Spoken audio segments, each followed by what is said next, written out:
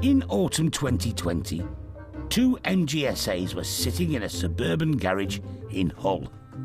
One of them had a remarkable history.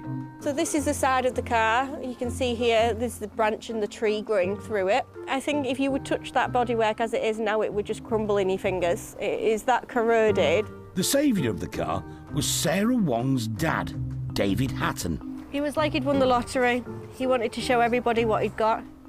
He had ideas of what these cars were going to be. He could see the end picture, always.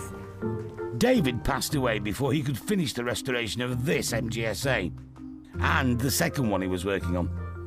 He loved them like he would love a person. They were his babies and these were his passion, his retirement, his life. Nobody would believe from the pictures that you've seen that this is what he's managed to get it to, and he's done it. Almost. Almost. It was time to move both cars on to a new saviour. So, they're going to go as a pair, you can sort one out yourselves, and then you can move the other on if you wish, can't you?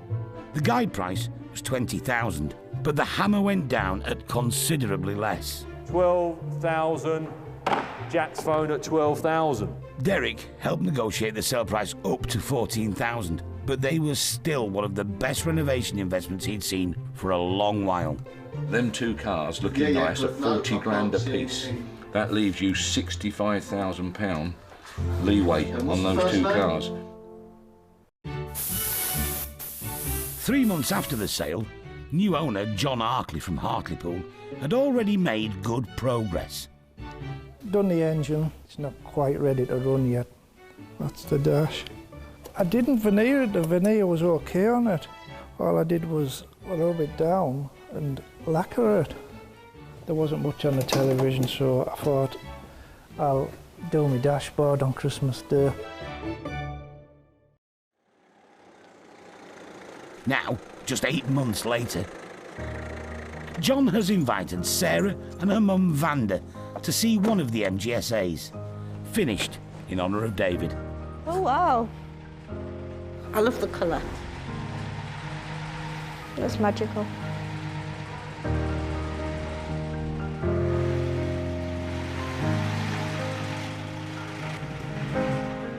It's beautiful. Thank you for letting us see it. Oh, I just fit.